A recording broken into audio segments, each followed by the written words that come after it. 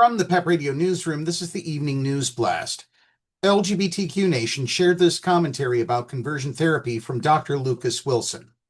We are now sharing this opinion with the understanding that PEP Radio agrees with Dr. Wilson's viewpoints.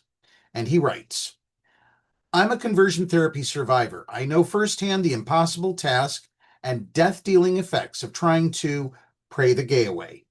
Today, I am also a researcher who focuses my work on conversion therapy, which is nothing short of damaging, degrading, and definitional abuse. Time and again, through my research, I am reminded of not only how ineffective such therapy is, but also the significant psychological, emotional, spiritual, and sometimes even physical harm that this work wreaks on LGBTQ plus individuals, including and especially children. That is why I, along with other survivors and researchers, anxiously await the ruling of Childs v. Salazar, the Supreme Court case concerning the legality of conversion therapy for minors. With the case currently underway, we know that the lawsuit will most certainly have far-reaching implications. The petitioner in this case, Kaylee Childs, is a Christian counselor who is challenging the state of Colorado's law that protects anyone under the age of 18 from licensed mental health care professionals attempting to change their sexualities and/or genders. Childs claims that the current law violates her freedom of speech. What Childs does not seem to understand, however, is that all licensed professionals, whether they be physicians, engineers, or counselors like her, are beholden to ethical codes of conduct that limit free speech while on the clock. Simply because one holds sincerely held religious beliefs or beliefs of any kind does not mean that a person has the license to voice those beliefs at work, especially if they have the potential to cause harm. Precisely because of this potential, all credible professional associations, from the American Medical Association to the American Psychological Association, denounce conversion therapy.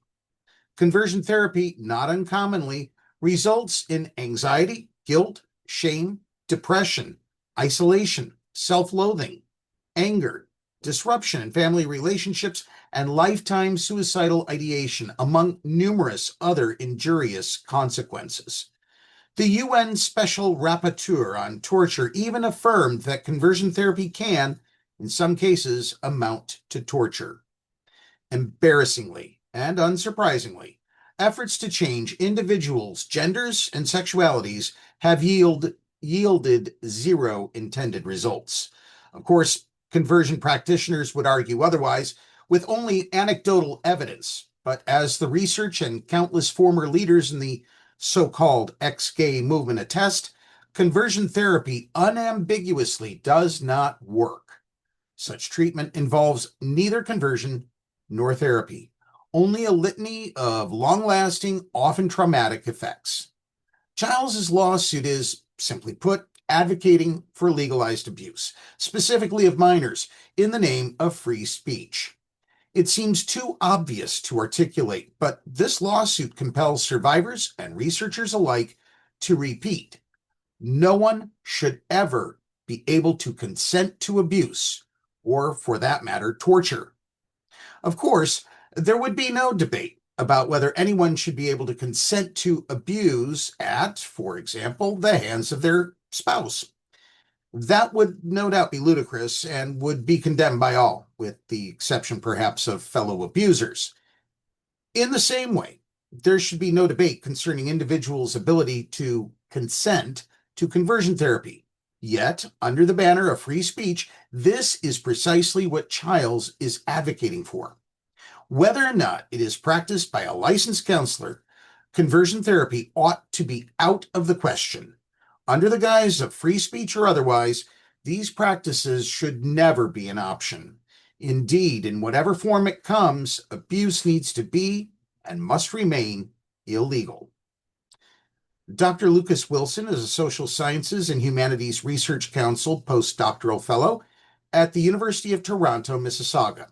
His current research focuses on conversion therapy and its relationship to white Christian nationalism. He is the editor of Shame, Sex, Attraction, Survivor Stories of Conversion Therapy, which was released earlier this year.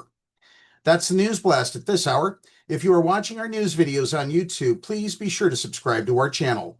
PEP Radio is available on the Live 365 app, the PEP Radio page at paequality.com, Roku, and Alexa.